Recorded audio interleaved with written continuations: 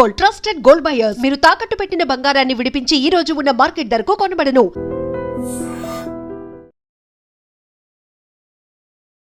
నమస్కారం, welcome to I dream. ధర్మ మార్గం విత్ విజిత కార్యక్రమానికి స్వాగతం.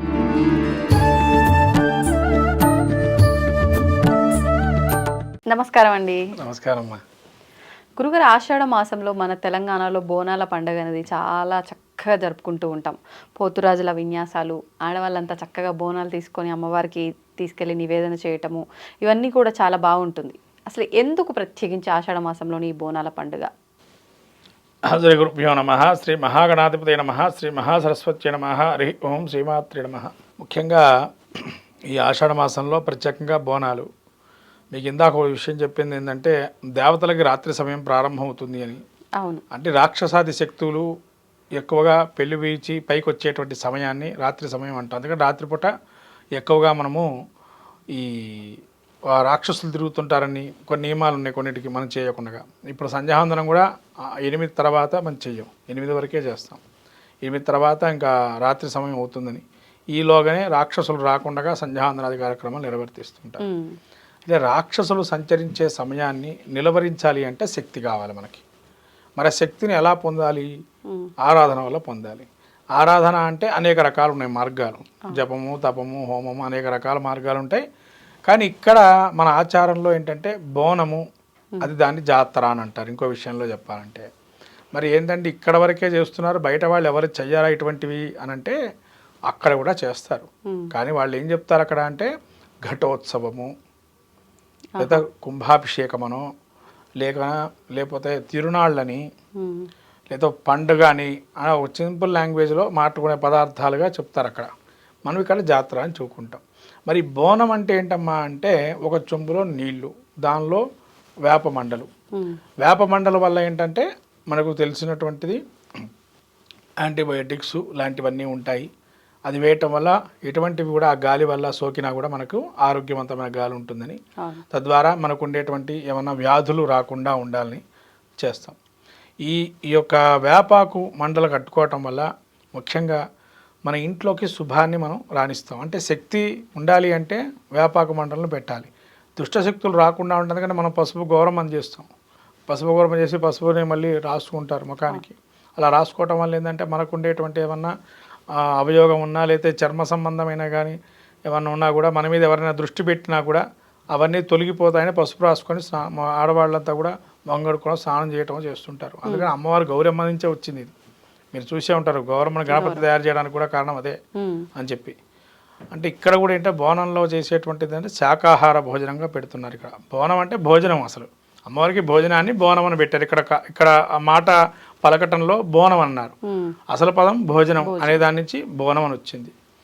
అంటే ఇక్కడ భోజనం అంటే జనాల్ని మంచిగా సుభిక్షంగా, బోనం అన్నా కూడా అదే అర్థం. ఏంటంటే సుభిక్షంగా చూడటానికి ఇక్కడ వాళ్ళు పదనగా వాడారు. ఏదైనా కూడా పెరుగన్నము, నీళ్లు ఇది శాఖగా పోస్తారు. ఇక్కడ బొడ్రాయి అని చెప్పి ఒకటి ఉంటుంది అమ్మవారి ముందర. ఈ బొడ్రాయి యొక్క విశేషం ఏంటంటే ప్రాణము. అంటే ఒక గ్రామానికి ప్రాణం ఏంటి అంటే బొడ్రాయి.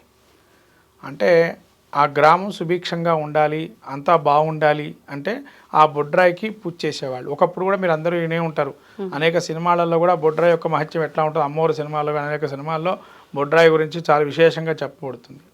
బొడ్రాయి అంటే శక్తిని నిక్షిప్తం చేసేటువంటి యంత్రం అది. అంటే ఏ దుష్టశక్తిని కూడా మన గ్రామంలోకి రాకుండా ఉండడానికి, మనకి ఎటువంటి బాధలు ఉన్నా ఆ బాధలు తొలగింపజేయడానికి అక్కడికి వెళ్తాం. దాంతో పూర్వకాలంలో బలిహరణాలు ఇచ్చేటువంటి వారు. మరి బలిహరణాలు ఇప్పుడు కూడా కొన్ని ప్రాంతాల్లో ఇస్తున్నారు, కొన్ని ప్రాంతాల్లో ఇవ్వటం లేదు బలిహరణాలు. ఆ బలిహరణకు కూడా దేనికి అంటే అమ్మవారు ఈ రాక్షస శక్తిని నిలవరించాలి అంటే ఈ బలులు ఇవ్వటం వల్ల రాక్షస శక్తిని నిలవరించబడుతుంది. అంటే రక్తాన్ని దాగి ఇంకా గ్రామంలోకి రారు. అందుకని చెప్పి అక్కడ బలిహరణ ఇవ్వటంతో అమ్మవారు రాక్షసుల్ని అట్టే పెట్టించి ఆపేయడానికి ఇదొక ప్రయత్నపూర్వకంగా బలిహరణ. అట్లా మరి శాకాహారంగా ఉన్నాయి కదండి బలిహరణలు కూడా. అంటే శాకాహారం అంటే గుమ్మడికాయ ఉంది, తర్వాత మినప గుండ్లు ఉంటాయి, మినప గుండ్లు పెరుగు కలిపి పెడతారు, అదొక బలి అన్నం అంటారు, బలిహరణకు సంబంధించింది. తర్వాత గుమ్మడికాయ, నిమ్మకాయ, ఇవి కూడా బలిహరణకు సంబంధించినటువంటివి. ఇలా ఈ బోనం చేసేటువంటిది ఏంటంటే మనలోని శక్తిని ఉత్తేజితం చేసి మనలోని జడత్వాన్ని పోగొట్టి ఒక శక్తిని, నిగ్రహ శక్తిని మేలుకొల్పటమే, జాగృతం చేయటం, కుండలిని శక్తి జాగృతం చేసి తపస్సుకి ముందరకెళ్ళటానికి ఒక మార్గమే ఈ యొక్క ఆషాఢ మాసం. అంటే ప్రతి మనిషి కూడా కొంత జపము, మూలాధార జపం చేయాలి. మూలాధార జపం చేయటం వల్ల యాక్టివేషన్ పవర్ వస్తుంది మనిషికి. యాక్టివేషన్ పవర్ వస్తే, దైవికమైన యాక్టివేషన్ పవర్ ఉంటే అన్ని పనులు తగటకా సాగిపోతుంటాయి. అది ఆషాఢ మాసంలో ప్రధానంగా చెప్పబడింది. ఈ ఆషాఢ మాసంలో మనం చేయాల్సింది ఏంటంటే, శక్తిని మనలో జాగృతం చేసుకుంటే ఆటోమేటిక్ ఒక్కొక్క పని నెరవేరుతూ ఉంటుంది. అంటే మనకు జ్ఞానంతో పాటు జపము, తపస్సు ఇవి చేయటం వల్ల మనకేం కలుగుతుంది, శక్తిని పొంది ఏ పన్నైనా సులువుగా సాధ్యం చేసుకునే అవకాశం ఉంటుంది. మీరు అన్నట్టు తెలంగాణలో బోనం చేయటం అంటే, ఇక్కడ ఆచారంగా బోనం చేయటం వల్ల మనొక ఆచారం మొదటి నుంచి వచ్చింది, ఇప్పుడేం కొత్త కాదు. కనీసంగా 400 ఏళ్ళ నుంచి కూడా మనం చేస్తున్నాము. అందులో మీకు తెలిసినటువంటి చరిత్ర కూడా ఉంది. ఉజ్జయిని మహంకాళి అమ్మవారు ఒక సిపాయి తెచ్చి చెక్క ముక్క విగ్రహాన్ని కూర్చోబెట్టారు. మనం అంటున్నాం రాయి విగ్రహం అని, అక్కడ చెక్క ముక్క విగ్రహంతో ఆరాధన చేసి ఆ అమ్మవారి యొక్క ప్రతిమను తయారు చేసి అక్కడ పెట్టారు. అలా ఆ విగ్రహానికి అంత శక్తి ఉందంటే మనం ఎంత విధానంగా ఆరాధన చేస్తే ఆయన సిపాయి ఇప్పుడు మనం ఈ విధంగా ఉన్నాం. కాబట్టి ఏదైనా శక్తి ఆ శక్తిని మనం ఆరాధన చేయడానికి ఈ ఆషాఢ మాసంలో వ్యాధులు, భూమిని సంరక్షించబడాలని ఆరాధన చేస్తాం. తద్వారా మన మానవాళికి మంచి జరగాలని, వర్షాభావాలు కూడా అధికంగా పడకూడదని, మోయినంగా ఎంతవరకు కావాలో అంతవరకే ఇలా బోనం చేయటం వల్ల అమ్మవారికి శాంతింపజేస్తుంది, ఏమన్నా దుష్టశక్తులు రాకుండా చేస్తుంది, బోనం చేస్తాం. ఈ రంగం కూడా ఒకటి ఉంటుందమ్మ కార్యక్రమం.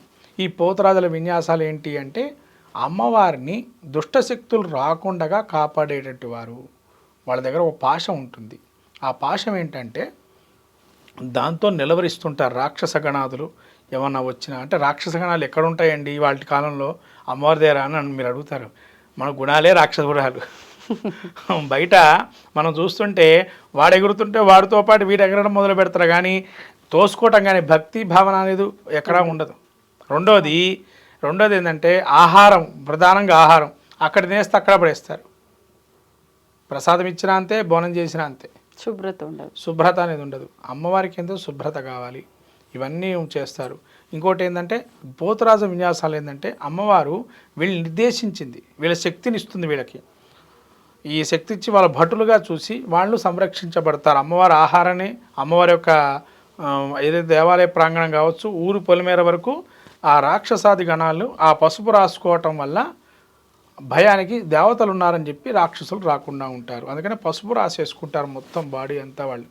ఈ పోతరాజు కొంతమంది తమ్ముళ్ళుగా భావం చేస్తారు. శివశక్తుల స్వరూపాలు, శివగణాలని చెప్పి, అమ్మవారి శక్తికి నిలబడాలంటే శివగణాలు ఉండాలని చెప్పి శివగణ స్వరూపం కూడా చెప్పబడుతుంది వాళ్ళని. అలా శివగణాలను కూడా చెప్పబడతారు. ఈ విధంగా వాళ్ళ శక్తిని నిర్దేశించి వాళ్ళు మేమున్నామని ఆ పోతురాజుల ద్వారా ఉద్దేశించి మనకు చెప్పబడుతుంది అనుకోండి. ఇక్కడ పోతురాజులు పెట్టింది కారణం ఏంటంటే దైవిక శక్తి ఉందని వాళ్ళు మనకు నిర్దేశించి చూపిస్తున్నారు. మనం దేవం మానుష రూపేణ అంటాము. ఆ రూపంలో కూడా, మానుష రూపంలో కూడా మనకుండే భయాలు, ఆందోళనలు పోతాయని చెప్పి ఆ అమ్మవారే ఇటువంటి వారిని ఈ విధంగా నిర్దేశించి చూపిస్తుంది. తర్వాత జోగిని దేవతలు కూడా ఉంటారు కొంతమంది. ఇది మొత్తం కైంకర్యంగా దేవతా స్వరూపంగా కైంకర్యం ఇస్తారు. వాళ్ళు ఇంకా మళ్ళీ మామూలుగా మనలాగా వివాహాది శుభ కార్యక్రమాలు, వివాహాలను ఏం చేసుకోరు, అమ్మవారికి అంకితం చేస్తారు. వాళ్ళంతా కూడా అగ్నికుల క్షత్రియులు అంటారు వాళ్ళని. ఒకప్పుడు అగ్నికుల క్షత్రియులు అంటే ఎక్కువగా అంటే క్షత్రియ వంశం వాళ్ళు కొంతమంది ఉన్నారు. అటువంటి వారు దేవతా స్వరూపం ఉంటారు. కొంతమందికి ఎవరి శక్తి వాళ్ళది. ఇప్పుడు కాలంలో వాళ్ళు వీళ్ళని ఏం లేదు, అందరూ కూడా దేవతా ప్రీతికి వాళ్ళ శక్తి కొలది చేస్తున్నారు. కాబట్టి అలా చేయటం వల్ల శక్తిని నిక్షిప్తం చేసి జాగృతం చేసి మనకు యాక్టివేషన్ పవర్ చుట్టూ గ్రామానికి, నగరానికి, మండలానికి, రాష్ట్రానికి సుభిక్షంగా ఆ యొక్క అమ్మవారి అనుగ్రహం ఉండాలని కోరుకుంటూ ఆషాఢ మాసంలో ఇటువంటి శాఖాపరమైనటువంటి ఆహారాన్ని ఇచ్చి మనం అమ్మవారిని కొలుస్తున్నాం. కొన్ని రాష్ట్రాల్లో బలిహరణలు కూడా చేస్తున్నారు. ధన్యవాదాలు. నమస్కారం. తవ్వండి, తవ్వుతూనే శివలింగం సరే దాన్ని అట్లా కప్పేసేయండి, చూపించదండి. మూర్తి పూజ కాదు, సాక్షాత్ బ్రజేంద్ర నందన భగవాన్ ఉన్నారు మూర్తిలో. ఏమీ ఆశించకుండా ఆరాధించే వాళ్ళు కూడా ఉన్నారా ప్రభుజీ? నిజమైన భక్తి అంటే మనకు తెలియదు కాబట్టి